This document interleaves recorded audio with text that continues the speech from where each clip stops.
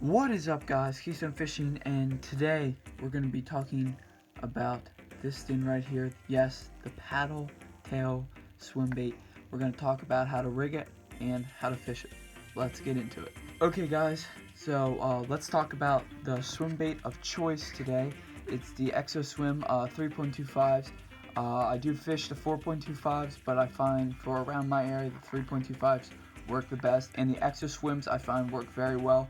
I will be getting in real bass and swim baits here soon, which you can go cop everything on their website for 10% off using the code that'll pop up right here.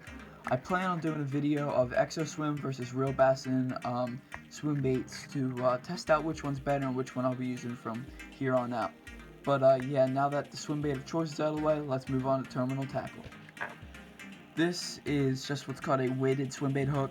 It has a spring down here, and then it has a weight down here to help get it down in the water.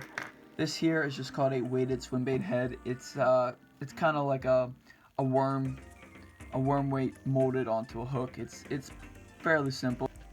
I did forget to mention that this is the electric shad color. This is one of the best looking colors out there on the market.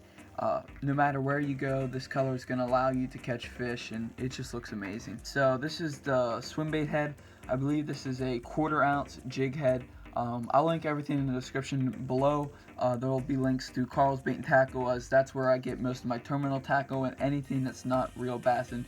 So yeah, to start with, you have on the bottom side for the electric shad, this is it's got like a white belly with like a watermelon green with speckles all through it. Very unique color that will fit all types of waters and represent a whole bunch of different fish.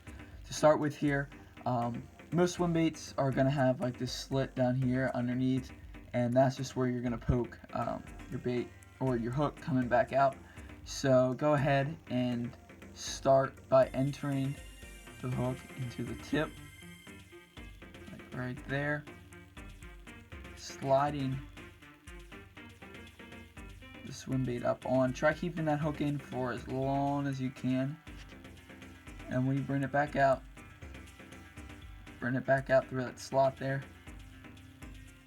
so it's in between the two layers. Push it back on. This setup right here will catch you a lot of fish. Just a perfect color. The jig heads, they do come in a bunch of different colors, but I find black works the best. I do believe you can get them in like red, orange, depending on where you're shopping at, but black, just standard black, works the best. So that right there is a paddle tail swim bait on a swim bait head. Next up, we have the swim bait hook. Like I mentioned before, it has a spring here, the hook here, weight here, and that helps to just get it down in the water, help it to sink a little bit better. So what you're going to do is, using the same tip that you put the jig head in, you're going to go ahead and you're going to push that onto the spring here.